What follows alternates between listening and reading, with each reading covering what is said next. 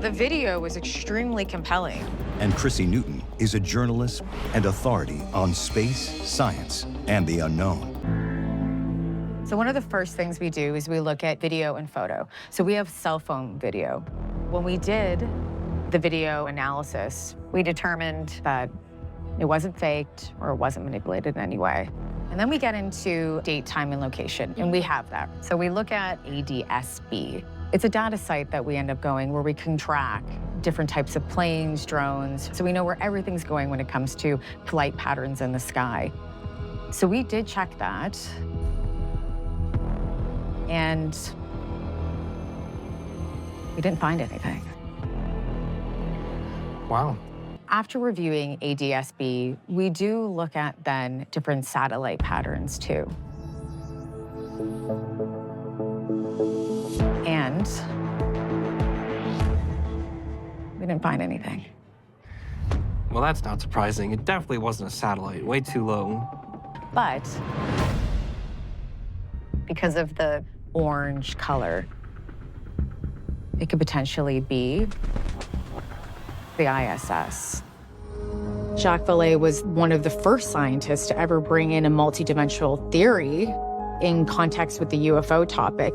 Jacques was ahead of his time, and he's open-minded enough as a scientist to be able to go there and be very passionate about it. Can you tell me, just to start off, a little bit about the show? It's Alien Encounters, Fact or Fiction. So myself and Mitch Horowitz talk to experiencers and interview them and try to come to some form of conclusion if they saw a UFO or if they potentially didn't. I don't do this by myself. I have a group of experts that look into the material with me. Flight patterns, satellites, multiple different things. And Mitch looks at it from a historical perspective and kind of comes to an idea if I can't come to a conclusion, and he does, and he says that if he thinks it's a UFO or not. Like, it's not as popular, I guess, here in Canada to have either like these encounters or people reporting it. Why do you think that is? The government, for sure, in Canada is not very interested in UFOs. It's a very American thing. There's Sky Project Canada that's going on right now, where they're doing an evaluation where a report will come out in Canada about anomalous objects. So we're waiting on that.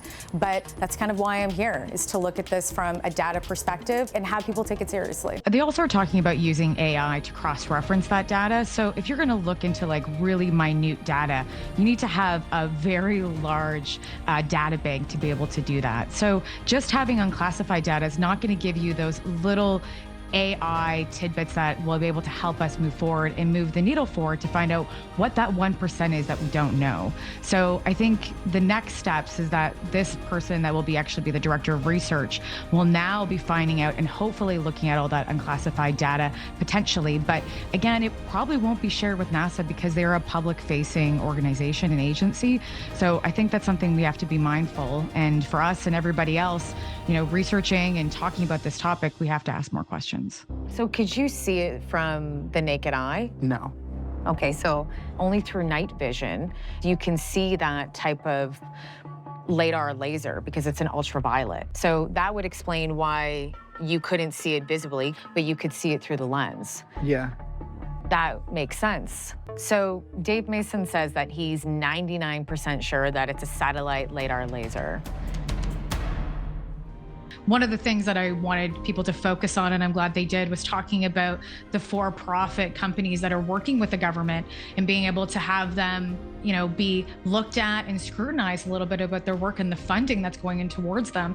So it's nice to see that's happening. We also know that they can't be FOIA'd. So I think that's something that was really important that was brought up today. And I was happy to see it. Because you want to know where those private dollars are going or coming from. 100%. I think we all do.